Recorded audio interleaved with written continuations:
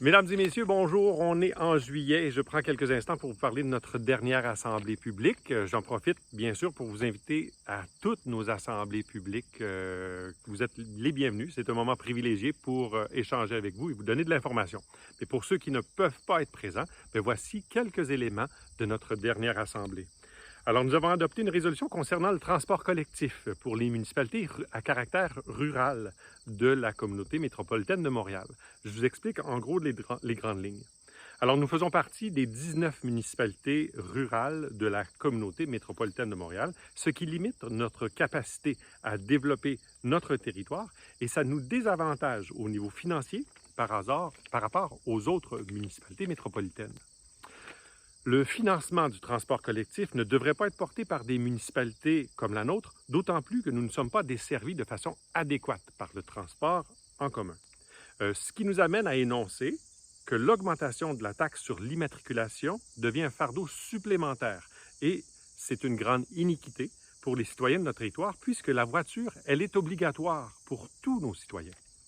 Alors, nous avons donc demandé l'exclusion des 19 villes rurales de la CMM dans l'augmentation de la taxe sur l'immatriculation, considérant la quasi-absence de services de transport collectif sur le territoire et que leur contribution déjà existante au financement du dit transport collectif de la région de Montréal.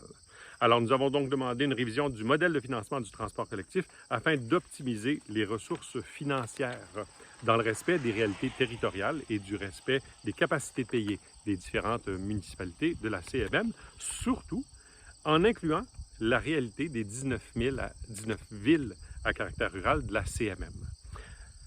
Nous avons aussi adopté la création d'un comité de pilotage de la mise à jour de la politique municipalité Amis des aînés. Au courant des prochains mois, ce comité de travail prendra le temps de réfléchir au bien-être des différentes générations de notre municipalité.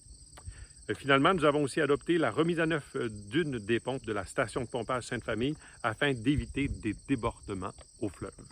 Alors, je vous remercie beaucoup pour votre attention. J'espère vous voir au cours des différents événements tout au long du mois de juillet et au mois d'août. Je vous souhaite à tous un très bel été.